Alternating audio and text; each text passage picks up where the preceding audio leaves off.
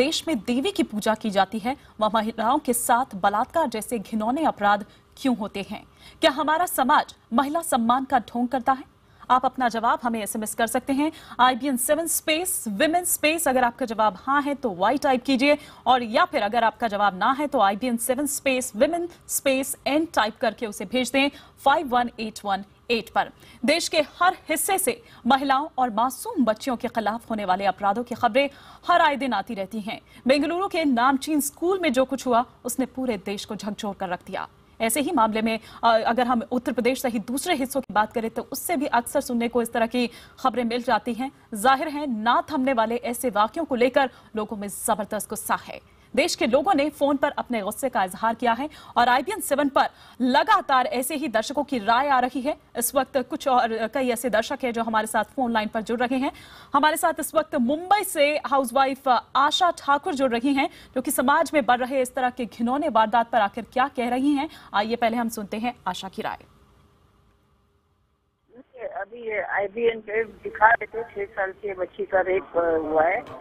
आए दिन ये टीवी पे रेप का न्यूज सुना दिखाते रहते, तो हमारी गवर्नमेंट कुछ करती क्यों नहीं? पुलिस डिपार्टमेंट क्या इतने से ये रेपिस्ट को पकड़ नहीं सकती? ऐसी सजा नहीं दे सकती जो दूसरी बार ना हो? ये केस में ले रहे, वो कोर्ट में ले जा रहे, ये कोर्ट में उनको जमानत पे छूट रहे, ये करे नहीं उनको जमानत देनी नहीं चाहिए। उनको ऐसी क्यों दोबारा रिपीट हो रही है? एक कितनी से हमेशा क्यों रिपीट होती है रेप? तो ये सब देखते हुए अब हमको डर लगता है, और को डर लगता है कि हमने क्यों लड़की पैदा की, क्या कसूर है इन लड़कियों का? जो पैदा करके ऐसे भेड़ियों के काम में ऐसा डाल देने के लिए पैदा करते हैं हम लड़कियां। बिल्कुल, आशा जी ने बेहद गंभीर ये विषय है जो उठाया है। समाज में लिंग भेद और कन्या भ्रूण हत्या की जितनी चर्चा होती है, अगर ऐसे सामाजिक कुरीतियों को रोकना है तो आशा के उठाए मुद्दे पर गंभीरता से सोचना पड़ेगा। बहरहाल अब हमारे साथ फोन लाइन पर दिल्ली से जुड़ रहे हैं नौकरी पेशा पिंटू। रेप जैसे घिनौने अपराध को लेकर पिंटू की राय आखिर क्या है, आइए सुनवाते हैं। पिंटू, क्या है कहना आपका?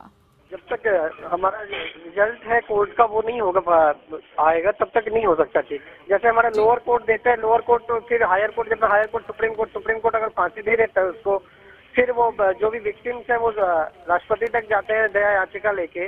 वो वहाँ पे जो लॉन्ग प्रोसेस हो जाता है, फिर लास्ट में पता चलता है कि 5 साल 6 साल हो गया, और वो लेट की वजह से सुप्रीम कोर्ट फिर वो फांसी का सजा जो है माफ कर देता है। ये चीज जब तक नहीं होगा, एक बाउंडेशन नहीं होगा कि अगर सुप्रीम कोर्ट ने फांसी पे मोहर लगा दिया है, इवन राष्ट्रपति तक भी जाए तो वहाँ भी महीना या 2 महीना या 3 महीना एक बाउंडेशन को इसके महीने या तो वो एग्रीड करे, और एग्रीड या रिजेक्ट नहीं करते तो सुप्रीम कोर्ट उसको जो फांसी है वो सजा उसको उसी में बरकरार रखे और उसको फांसी दे दिया जाए। ये जब तक नहीं होगा तब तक लोगों में डर या भय या वैसीपना जो ये तब तक खत्म नहीं होगा। जी बिल्कुल, शुक्रिया करना चाहेंगे हम पिंटू जी का। पिंटू का ये मानना है कि ऐसे मामलों में जल्द सुनवाई हो और सजा पर फैसला भी जल्द हो। किसी भी सभ्य समाज में इंसाफ तभी पूरी तरह से इंसाफ माना जाता है जब वो सही वक्त पर हो। इसलिए पिंटू का विचार काफी महत्वपूर्ण है। बहरहाल अब हमारे साथ पंजाब के होशियारपुर से एक छात्र प्रदीप कुमार जुड़ रहे हैं। प्रदीप महिला अपराधों को लेकर खासे गुस्से में नजर आ रहे हैं। जानते हैं प्रदीप की क्या है राय। प्रदीप, क्या है आपकी राय? जैसे 6 साल की बच्ची से रेप हुआ है, उस बच्ची को तो कुछ पता नहीं, जिन लोगों ने हिफाजत किया अगर उनको उस वक्त शूट कर दिया जाए, जिनका पता लगता है चौक में ले जाकर शूट कर दिया जाए, तो मेरे ख्याल से आगे से कभी ऐसा क्राइम नहीं होगा। और ये सर, ये करने के लिए मेरे से ज्यादा 15 या 20 लोगों को शूट करना पड़ेगा, जिन्होंने जो ऐसा काम करते हैं। उसके बाद कभी ऐसा काम ही नहीं होगा। जैसे अरब कंट्री में है तो चोरी करे उसके हाथ काट देते हैं।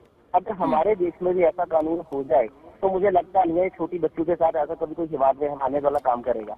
बिल्कुल, शुक्रिया करना चाहेंगे प्रदीप का, जो कि फोन पर अपनी राय यहां दे रहे थे। प्रदीप ऐसी वारदात से काफी गुस्से में जाहिर तौर पर नजर आ रहे हैं, लेकिन हमारे देश में कानून का राज है और ऐसे मामलों में कानून को अपना काम करना चाहिए। ऐसे मामलों से निपटने के लिए कानून में अगर और सुधार की गुंजाइश है तो इस पर बहस हो सकती है। अब बारी है हरियाणा के पंचकुला में रहने वाले, जो कि पेशे से लेखक हैं, अनिल चौहान की। अनिल, आप क्या कहना चाहते हैं इस मुद्दे पर? जो हमारे देश में ये हर रोज नई जगह पर रेप हो रहे हैं, इन बंदों को ऐसी पनिशमेंट देनी चाहिए जो सऊदी अरब में दी जाती, सऊदी अरब जैसे देशों में दी जाती है। और इनको चौराहे पर लटकाकर आती जाती जनता पत्थर मारे, ताकि इनको पता चले कि ये दर्द कैसा होता है जो इन औरतों को सहना पड़ता है। शुक्रिया अनिल जी पंचकुला से हमारे साथ फोन लाइन पर जुड़े, जिन्होंने अपनी राय बांटी। लेकिन हमारे देश में ऐसे मामलों से निपटने के लिए सख्त कानून है अनिल जी। हाथ के बदले हाथ और आंख के बदले आंख। सभ्य समाज में ऐसे कायदे बिल्कुल नहीं चलते हैं। हमारे संविधान ने ऐसे मामलों से निपटने का इंतजाम किया हुआ है, लेकिन अगर कोई कमी है तो इस पर बहस बिल्कुल हो सकती है। आइए अब एक और कॉलर हमारे साथ जुड़ चुके हैं। पंजाब के लुधियाना के ये रहने वाले हैं, जो कि प्रोफेसर हैं, हरदीप सिंह। हरदीप, आप क्या कुछ कहना चाहते हैं? हम टीवी चैनलों पर देख रहे हैं कि सारा के सारे बेंगलोर आक्रोशित है। जो दोषी हैं उन लोगों को पकड़ना और पकड़ करके ऐसी सजा देना जो कि दूसरों के लिए सबक बन जाए बड़ा जरूरी है। और बच्चे इन कामों के लिए आजकल सॉफ्ट टारगेट बन गए हैं, क्योंकि उनको ये समझ ही नहीं होती कि कोई उनको प्यार क्यों कर रहा है। और जवान लड़कियां भी रिपोर्ट कराने से डरती हैं, क्योंकि गुंडे टाइप बंदे होते हैं। वो सोचती है हमारे परिवार को तंग करेगा, हमारे भाई बहनों को तंग करेगा, और पुलिस भी पता नहीं सहयोग करेगी कि नहीं करेगी। क्योंकि इस मामले में पुलिस को भी अपना विश्वास बना करके रखना बड़ा जरूरी है कि पुलिस आम जनता की मदद के लिए है। बिल्कुल शुक्रिया करना चाहेंगे हरदीप सिंह जी का, जो कि लुधियाना से फोन पर अपनी राय यहां रख रहे थे। हरदीप जी बच्चों के साथ होने वाले ऐसे जघन्य वारदात से काफी दुखी नजर आ रहे हैं। हम उनकी भावना को हालांकि समझ सकते हैं। बच्चों के खिलाफ होने वाले ऐसे अपराध को लेकर और सख्त सजा मिले, ये मांग कई बार उठती रही है। एक और कॉलर महाराष्ट्र के पुणे में जो कि रहते हैं जीत सिंह। जीत, आपका क्या कहना है? आप किस तरह से देखते हैं इस मुद्दे को? जैसे कैंसर में शरीर से कैंसर वाले भाग को हटा दिया जाता है, उसी तरह ऐसे लोगों को भी समाज से निकाल देना चाहिए। और ऐसे मामलों की जांच के लिए एक स्पेशल फोर्स बननी चाहिए। सरकार को इन मामलों में फास्ट ट्रैक कोर्ट का भी गठन करना चाहिए, ताकि ऐसे मामलों में जल्द सुनवाई हो और अपराधियों में भय पैदा हो। शुक्रिया अजीत सिंह जी। अजीत सिंह जी के गुस्से को समझा जा सकता है। हमारे समाज में हमारे बीच मौजूद लोग ही जिस तरह की हरकतें कर रहे हैं, उस पर गुस्सा लाजमी है, खासकर जब स्कूल जैसे सुरक्षित जगहों पर भी बच्चे महफूज ना हो। आइए एक और कॉलर फरीदाबाद से जो कि हमारे साथ जुड़ चुके हैं, जो कि पेशे से वकील हैं, आनंद प्रकाश आहूजा। आनंद, आप क्या कहना चाहते हैं?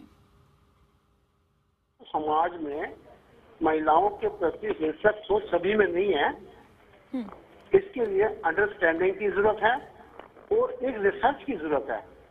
एक रिसर्च की टीम बनाई जाए जो इसका परमानेंट सोल्यूशन ही निकाल दे, ताकि आगे से ऐसा क्राइम हो ही ना, हिंसक रवैया हो ही ना पुरुषों का। सिर्फ मेंटल एटीट्यूड के लिए रिसर्च चाहिए। जिस तरह साइकोलॉजिकल रिसर्च होती है, इस तरह इसी विषय के लिए मेंटल एटीट्यूड रिसर्च चाहिए।